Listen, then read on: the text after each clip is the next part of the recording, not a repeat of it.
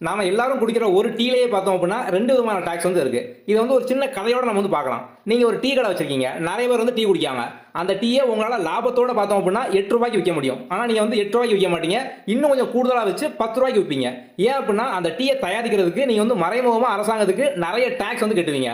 இந்த டாக்ஸ்லாம் பார்த்தோம் அப்படின்னா வந்து பொருட்கள் மற்றும் சேவை வரி, அதாவது GST, goods and service tax அப்படிம்போம்.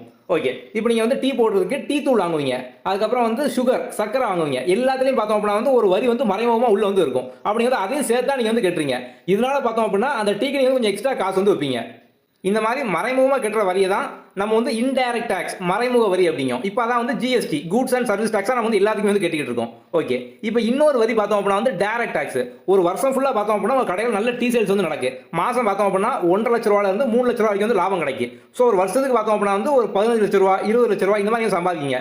இப்படி சம்பாதிக்கும் பார்த்தோம் அப்படின்னா உங்க வருமானத்துல இருந்து டைரக்டா நீங்க வந்து அரசாங்கத்துக்கு டாக்ஸ் வந்து கட்டுவீங்க. வருமான வரி நம்ம வந்து இதை டைரக்ட் டாக்ஸ் அப்படிமோ. ஏன்னா உங்க வருமானத்தில் நீங்க வந்து டைரக்டாவே என்னோட வருமானம் இது அப்படி மாதிரி சொல்லி நீங்க வந்து கட்டுறீங்க. இது நம்ம வந்து income tax, direct tax. So இப்போ கம்பெனி இருக்கு அப்படின்னா கார்பரேட் டாக்ஸ் இந்த மாதிரிலாம் வந்து கட்டுவோம். இந்த வரி வந்து டைரக்டா அரசாங்கத்துக்கு கட்டுறதுனால இதுக்கு பேர் பார்த்தோம் அப்படின்னா வந்து டைரக்ட் டாக்ஸ். இதுவே அந்த டீ தூள், சக்கரை இதெல்லாம் பார்த்தோம் அப்படின்னா நீங்க வந்து டைரக்டா டாக்ஸ் வந்து கட்டல. நீங்க அந்த பொருளை வாங்குறீங்க, அந்த பொருளுக்குள்ளே பார்த்தோம் அப்படின்னா மறைமுகமா ஒரு வரி வந்து இருக்கு. ஸோ நீங்க அதனால டீயை விற்கும் போது கொஞ்சம் எக்ஸ்ட்ரா காசு வச்சு வைப்பீங்க.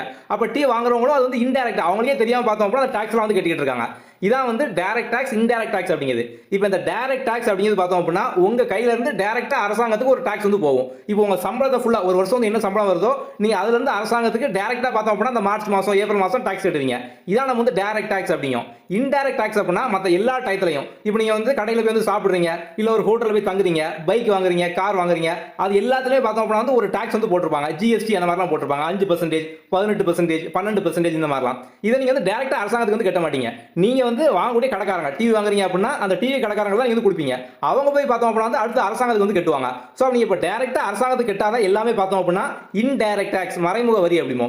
உங்க சம்பளத்தை தான் நீங்க வந்து டைரக்டா அரசாங்கத்துக்கு கட்டுவீங்க. இதான் பார்த்தோம் அப்படின்னா நீங்க டைரக்டா கட்டுறதுனால டைரக்ட் டாக்ஸ் அப்படிங்கும். நேரடி வரி, அவ்வளவுதான், சிம்பிள். அப்போ 2 விதமான வரி வந்து இருக்கு. ஒன்னு இன்டைரக்ட் டாக்ஸ், இன்னொன்று பார்த்தோம் அப்படின்னா வந்து டைரக்ட் டாக்ஸ். இப்போ அந்த இன்டைரக்ட் டாக்ஸ் தான் பார்த்தோம் அப்படின்னா GST, goods and service tax, பொருட்கள் மற்றும் சேவை வரி அப்படிங்கிற மாதிரி இருக்கு. இப்போ நீங்க பார்த்த வீடியோ மாதிரியே நம்ம ஆப்ல ஒரு அனிமேஷன் ஸ்டோரி சீரிஸ் வந்து கொடுத்திருக்கோம். பிளே ஸ்டோர்ல நம்ம குயிக் லேர்னிங் ஃபார் ஆல் இந்த நேம்ல வந்து இருக்கும். இத வந்து லாகின் பண்ணிக்கோங்க.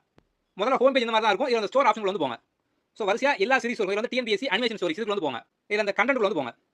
சோ ஆல் கண்டென்ட் நம்ம இந்த மாதிரி ஒவ்வொரு டாபிக் வைஸா வீடியோ கொடுத்திருப்போம். சோ அந்த வீடியோ பேஸ்ல அடுத்து பார்த்தோம் அப்படின்னா ஒரு குவிஸ் வந்து இருக்கும். சோ நீங்க வீடியோ ஃபுல்லா பார்த்து முடிச்சு எல்லாம் ஸ்டோரி அனிமேஷன் ஆகும், ஈஸியா ஆன்சர் பண்ணிக்கலாம். அதை பேஸ் பண்ணி டெஸ்ட் நீங்க வந்து எழுதலாம். இதே மாதிரி நிறைய டாபிக் கொடுத்திருப்போம். சோ தொடர்ந்து பார்த்தோம் அப்படின்னா ஆப்ல அப்லோட் பண்ணிட்டு வந்து வரும். சோ நீங்க எல்லாமே பார்த்தோம் அப்படின்னா ஒவ்வொரு வீடியோக்கு அப்புறம் அதை பேஸ் பண்ண குவிஸ் வந்து இருக்கும். சோ நீங்க ஈஸியா பார்த்தோம் அப்படின்னா ஒவ்வொரு டாபிக்கும் ஸ்ட்ராங்கா வந்து படிச்சு முடிச்சிடலாம். நம்ம வேலிடிட்டி பார்த்தோம் அப்படின்னா ஃபிளெக்சிபிளா வந்து கொடுத்திருப்போம். 1 மந்த், 3 மந்த், 6 மந்த் இந்த மாதிரி இருக்கும். உங்களுக்கு எது வேணுமோ அதை சூஸ் பண்ணிக்கலாம். ஓகே.